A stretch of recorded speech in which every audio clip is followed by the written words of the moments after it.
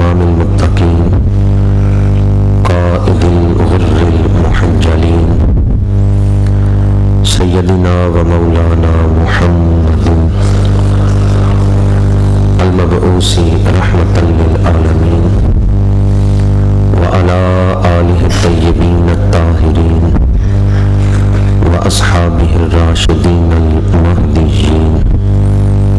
أما بعد فأعوذ بالله من الشيطان الرجيم. بسم الله الرحمن الرحيم. قل إن صلاتي ونسكي ومحياي ومماتي لله رب العالمين. صدق الله مولانا العظيم. رب اشرح لي صدري ويسر لي أمري واحلل عقدة من لساني يفقهوا قولي. إن الله وملائكته يصلون على النبي يا أيها الذين آمنوا صلوا عليه وسلموا تسليما. الصلاة والسلام عليك يا رسول الله وعلى آلك وأصحابك يا حبيب الله. الصلاة والسلام عليك يا ختم الأنبياء والمرسلين وعلى آلك وأصحابك يا رحمة للعالمين. زینت مسند صدارت، پاسبان آداب شریعت، دانائے رموز طریقت، محسن ملت، قرۃ عیون الاولیاء، حضرت قبلہ پیر سید زاہد صدیق شاہ صاحب دامت برکاتہم القدسیہ، خلیفہ مجاز آستانہ علیہ بھیرا شریف، سجادہ نشین آستانہ علیہ سعید آباد بوکر شریف، فخر آل سنت فاضل جلیل حضرت علامہ مولانا عبد الخالق نقشبندی صاحب مدہ ظلہ العالی، زینت القراء قاری سیف اللہ نقشبندی صاحب، انتہائی قابل احترام دیگر علماء کرام، برادران اسلام، حاضرین و سامعین، اللہ رب العزت کا شکر ہے جس نے ہمیں آج اس روح پرور، ایمان افروز، نور نواز اور محبت آفرین محفل میں حاضری کی توفیق عطا فرمائی ہے۔ دعا ہے کہ خالق کائنات تمام حاضرین کو اجر عظیم عطا فرمائے۔ آج کی یہ محفل شب عاشور میں منعقد ہو رہی ہے، اور یہ وہ رات ہے جو ہمارے کریم آقا صلی اللہ علیہ وآلہ وسلم کے محبوب نواسے نے دشت کربلا میں گزاری ہے، اپنے عظیم خانوادے کے ساتھ اور وفاشیار غلاموں کے ساتھ۔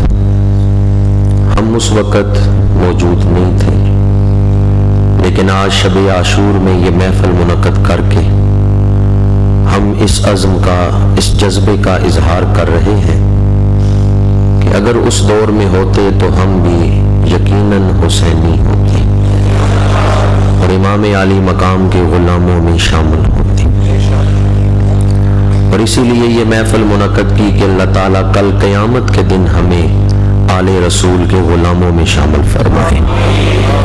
الہی بحق بنی فاطمہ کہ بر قول ایمان کنی خاتمہ، اگر دعوتم رد کنی ور قبول، منو دست و دامانی آل رسول۔ قیامت کے میدان میں آل رسول صلی اللہ علیہ وآلہ وسلم کے غلاموں میں شامل ہونا یہ بہت بڑے شرف اور اعزاز کی بات ہے۔ قرآن مجید میں ایک سورت ہے سورہ آراف، اس کی فضیلت میں مفسرین نے ایک قول نقل کیا ہے کہ آراف کون سا مقام ہے، مختلف اقوال ہیں۔ ایک قول یہ ہے کہ حشر کے میدان میں ایک اونچا مقام ہے جس پہ حضرت علی رضی اللہ تعالیٰ عنہ، حضرت عباس، حضرت عبداللہ بن عباس، حضرت امیر حمزہ، حضرت جعفر طیار، حضرت امام حسن، حضرت امام حسین رضوان اللہ تعالی علیہم اجمعین یہ اس بلند مقام پہ ہوں گے، اور اللہ تعالیٰ فرمائے گا یہاں کھڑے ہو کہ تم اہل معاشر کی طرف نگاہ کرو، جو جو شخص اس دنیا میں تم سے سچی محبت کرتا تھا تم اس کی طرف اشارہ کرتے جاؤ، میں اس کو بخشتا جاؤں گا۔ اس وقت یہ محفل ہمارے لیے یقیناً اظہار محبت کی گواہی بن جائے گی۔ اللہ تعالی ہمیں اخلاص کے ساتھ محفل میں بیٹھنے کی توفیق عطا فرمائے۔ اللہ تعالیٰ ان عظیم جانثاروں کے قدموں سے لگنے والی خاک کا صدقہ ہمیں اسلام کی سچی محبت عطا فرمائے۔ جس طرح کہ آپ عاشق بٹ صاحب سے سن رہے تھے، آج کی اس محفل کا عنوان ہے جانشین حسینیت۔ انجمن خاک مدینہ ایک عرصہ دراز سے سالانہ محفل کا اہتمام کر رہی ہے، اور یہ 17ویں سالانہ محفل ہے۔ کربلا شریف کے حوالے سے مختلف موضوعات پر یہاں گفتگو ہوتی رہی ہے۔ آج جو موضوع منتخب کیا گیا ہے وہ موضوع سید سجاد زین العابدین ذو البرکت والرحمہ حضرت امام علی اوسط زین العابدین رضی اللہ تعالی عنہ، جو امام علی مقام کے لخت جگر ہیں اور کربلا سے واپس زندہ تشریف لائے ہیں، اور جن کے وجود سے امام علی مقام کی مبارک نسل چلی ہے، اور آج دنیا میں جتنے حسینی سادات ہیں وہ آپ ہی کی اولاد ہیں۔ اور حضرت امام زین العابدین انہوں نے امام علی مقام کا پیغام امت تک پہنچایا ہے۔ اس لیے آج ہم مسافر کربلا عابد بیمار حضرت زین العابدین رضی اللہ تعالی عنہ کا ذکر مبارک کریں گے۔ جہاں صالحین کا ذکر ہوتا ہے وہاں اللہ کی رحمتیں نازل ہوتی ہیں۔ یہ عام صالحین کے لیے فضیلت ہے کہ جہاں نیک بندوں کا ذکر ہوگا، صالحین کا ذکر ہوگا، وہاں اللہ کی رحمتیں نازل ہوں گی۔ پر حضرت امام زین العابدین وہ صرف صالح نہیں بلکہ صالحین کے امام ہیں، وہ صرف عابد نہیں بلکہ زین العابدین ہیں۔ اس لیے آپ کا ذکر تو بے شمار برکتوں کے نزول کا باعث ہے۔ ایران فتح ہوا، حضرت سیدنا فاروق اعظم رضی اللہ تعالیٰ عنہ کا دور خلافت ہے۔ مال غنیمت مدینہ منورہ آیا، کچھ باندیاں اور کنیزیں بھی تھیں جو فتح ایران کے موقع پر غلام بنا کے مدینہ منورہ لائی گئی ہیں۔ امیر المؤمنین حضرت سیدنا فاروق اعظم عمر بن خطاب رضی اللہ تعالی عنہ، آپ نے وہ باندیاں شرعی طریقے کے مطابق تقسیم فرمائی ہیں۔ ان میں یزدجرد کسرائے ایران، اس کی بیٹی غزالہ شہر بانو بھی ہیں۔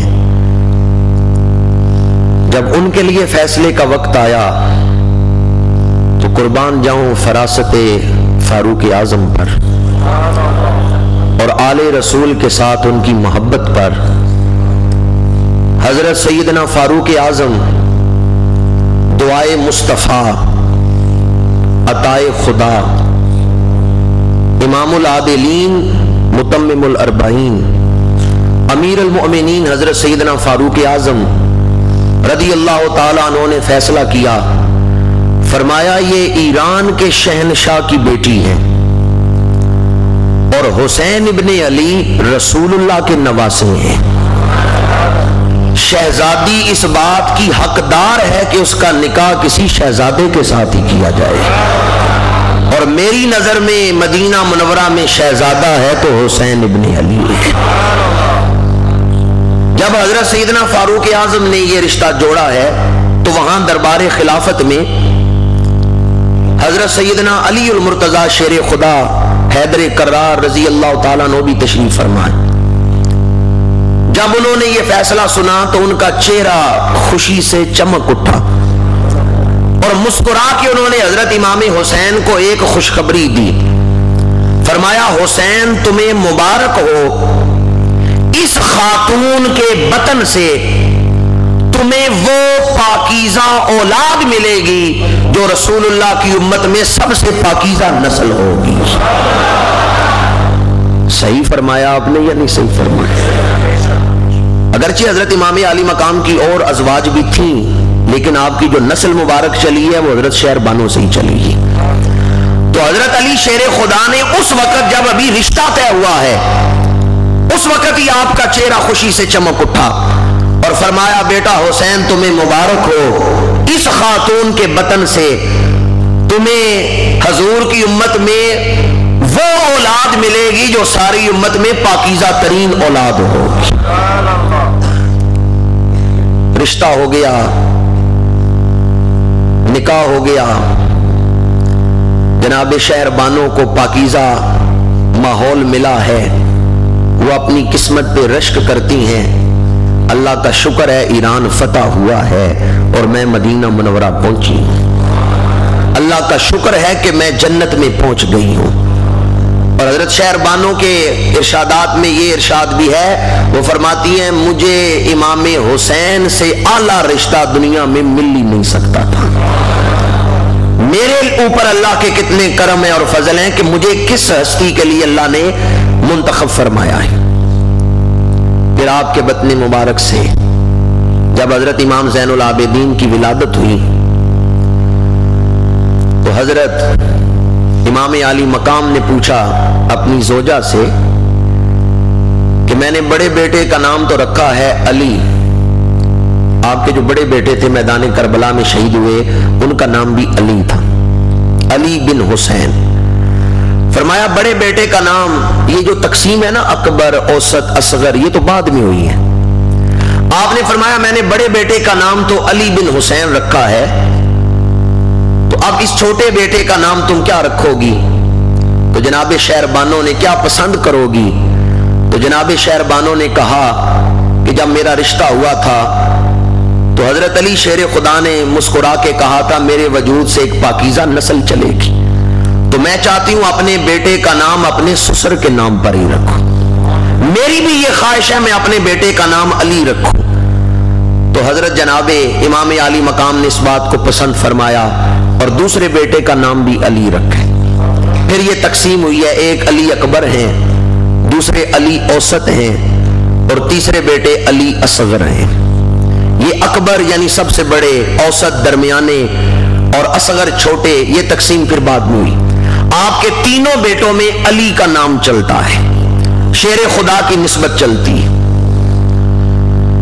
حضرت جناب علی اوسط آپ کا اصل نام ہے لیکن آپ کا لقب زین العابدین ہے، اس کی وجہ تسمیہ تو میں بعد میں بیان کروں گا، لیکن آپ کا خوبصورت بچپن اور آپ کا حصول علم یہ بیان کرنا چاہتا ہوں۔ ایمان سے بتائیں جنہوں نے مدینہ منورہ کے پاکیزہ ماحول میں آنکھ کھولی ہوگی اور باب مدینۃ العلم کے گھرانے میں پرورش پائی ہوگی، خاتون جنت کے معطر و پاکیزہ ماحول میں اور قرب رسول میں، مزار رسول کا قرب حاصل ہے، وہاں جنہوں نے بچپن گزارا ہوگا ان کا بچپن کتنا اعلیٰ ہوگا۔ حضرت امام زین العابدین بچپن میں ابھی بچے ہیں لیکن آپ کی عادات سے اور آپ کے اطوار سے ظاہر ہوتا ہے کہ جیسے ماں کی گود سے ہی اعلیٰ تربیت لے کے نکلے، والدہ کے ساتھ بیٹھ کے کھانا نہیں کھاتے حالانکہ بھی بچے تھے، جب کھانا اکٹھے رکھا جاتا اور ایک ہی پلیٹ میں سالن ڈالا جاتا اور کہا جاتا والدہ کے ساتھ ہی آپ کھائیں، تو آپ فرماتے میں والدہ کے ساتھ نہیں کھاؤں گا۔ جب یہ آپ کا معمول ظاہر ہوا کہ آپ والدہ کے ساتھ نہیں کھاتے، پوچھا گیا کیا سبب ہے؟ فرمایا میں اس بات سے ڈرتا ہوں کہیں ایسا نہ ہو میری والدہ کھانے کے کسی حصے کو پسند کرے، اس کو اٹھانا چاہے، میں اس کے اٹھانے سے پہلے ہی اٹھا لوں، کہیں بے ادبی نہ ہو جائے۔ آج نوجوانوں کی کثرت بیٹھی ہوئی ہے اس محفل میں، اور ہمارے اس معاشرے میں آج رشتوں کا احترام نہیں رہا۔ امام زین العابدین جانشین حسینیت کا ذکر سننے بیٹھے ہیں تو دست بستہ آپ کے سامنے عرض کروں گا، آج عہد کر کے جائیں کہ ہم اپنی زندگی کے آخری سانس تک اپنے ماں باپ کا ادب کریں گے۔ میں نے کتنا بڑا واسطہ دیا لیکن آپ نے انشاءاللہ آستہ کیا۔ امام عالی مقام کا واسطہ دے کے مانگ رہا ہوں کہ عہد کریں ہم اپنے گھروں میں اپنے ماں باپ سے لڑیں گے نہیں، بد کلامی نہیں کریں گے۔ اگر آپ اس محفل سے ماں باپ کے احترام کا درس ہی لے کے چلے جائیں تو ہماری اس محفل کا مقصد پورا ہو جاتا ہے۔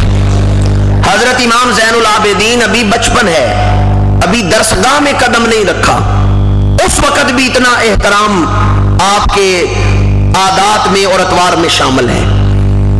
پھر جب درسگاہ میں جانے کی عمر آتی ہے تو قربان جائیں آپ کی قسمت پر کس درسگاہ میں آپ پڑھتے رہے ہیں۔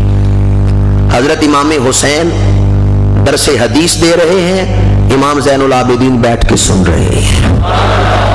حضرت امام حسن آپ بھی درس حدیث دیتے تھے، حضرت امام حسن درس حدیث دے رہے ہیں، امام زین العابدین بیٹھ کے سن رہے ہیں۔ حضرت جابر بن عبداللہ انصاری، حضرت سالم بن عبداللہ بن عمر، حضرت مسور، حضرت زید بن اسلم، یہ مدینہ منورہ کے محدثین تھے، مسجد نبوی کے مختلف حصوں میں بیٹھ کے دین کی تعلیم دیتے تھے اور تشنگان علم ان کے پاس بیٹھ کے علم سیکھتے تھے۔ حضرت زین العابدین کے یہ استاد ہیں، ان کے پاس بیٹھ کے حضرت زین العابدین نے قرآن پڑھا ہے، احادیث سیکھی ہیں، بلکہ اپنی والدہ کے ساتھ حضرت عائشہ صدیقہ کی محفل میں بھی آئے ہیں اور حضرت ام سلمہ کی محفل میں بھی بیٹھے ہیں۔ امہات المومنین میں سے دو مائیں آپ کی استاد بھی ہیں، حضرت عائشہ صدیقہ اور حضرت ام المومنین ام سلمہ، ان کی محفل میں بھی حضرت زین العابدین بیٹھتے تھے اور ان سے بھی دینی مسائل سیکھتے تھے۔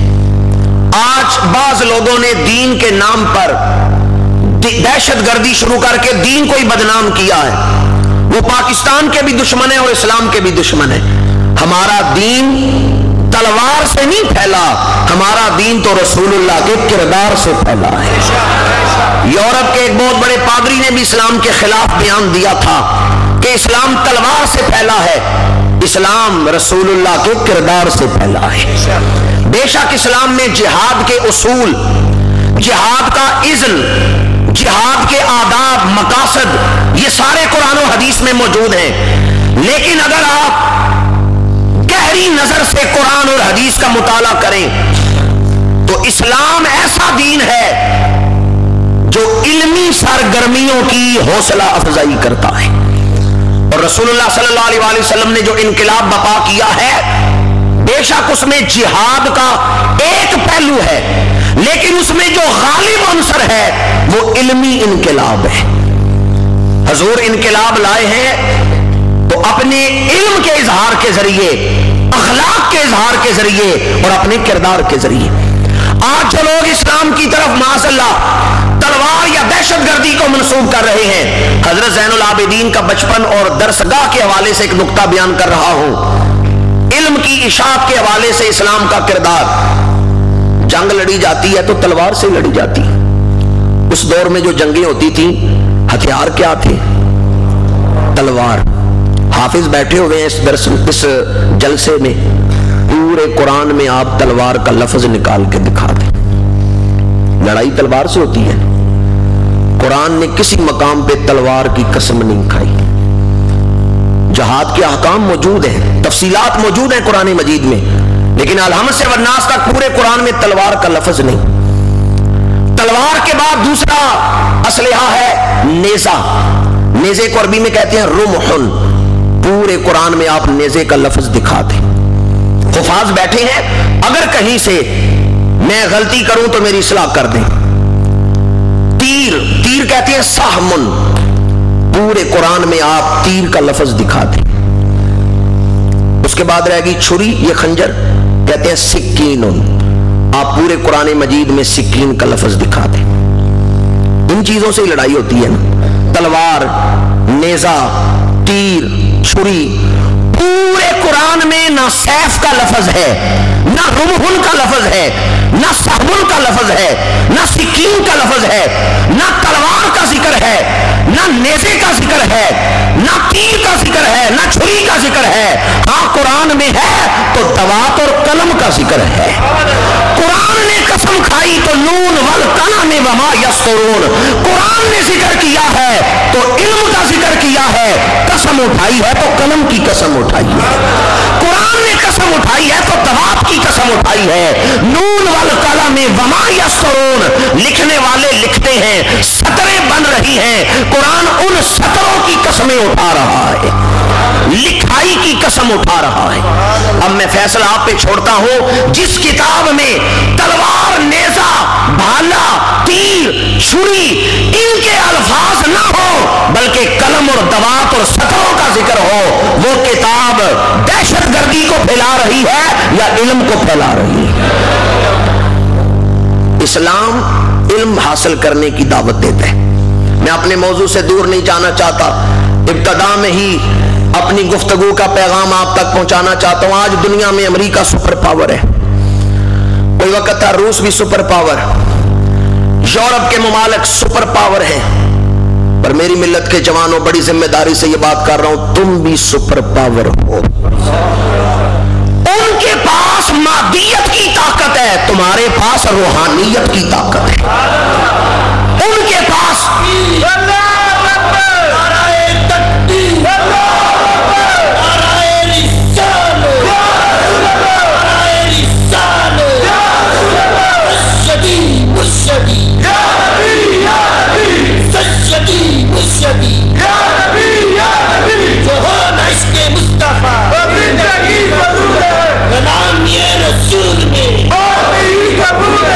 کبھی آپ یہ نہ سمجھیں امریکہ بڑی طاقت ہے, سپر پاور ہے, اور ہم کمزور ہیں, ہمارے پاس کوئی طاقت نہیں. امریکہ سپر پاور ہے, آپ بھی سپر پاور ہیں, پر طاقت میں فرق ہے. اس کے پاس ایٹم بم ہے, آپ کے پاس قرآن پاک ہے. اس کے پاس مادیت کی طاقت ہے, آپ لوگوں کے پاس روحانیت کی طاقت ہے. اس کے پاس دنیا کی دولت ہے, آپ کے پاس مدینے والے کے پیار کی دولت ہے. بس ہمیں استعمال کرنا نہیں آتا. یورپ کے ایک غیر مسلم سکالر مسٹر سر ولیم میور نے یہ کہا تھا, مسلمانوں کو قرآن پڑھنا نہیں آتا. جس دن مسلمانوں کو قرآن پڑھنا آ گیا, اس دن مسلمان دنیا کی سب سے طاقتور قوم ہوں گے. ہم ایٹم بم کی دنیا میں امریکہ کا مقابلہ نہیں کر سکتے, اس کے پاس بڑے ہتھیار ہیں. لیکن علم کی دنیا میں اگر ہم اپنی اقدار کو پروان چڑھائیں اور ہمارے نوجوانوں کے سینے روحانیت سے مالا مال ہوں, امریکہ کی زمین پر تو قبضہ نہیں ہوگا, پر امریکیوں کے دلوں پر قبضہ ہو جائے گا.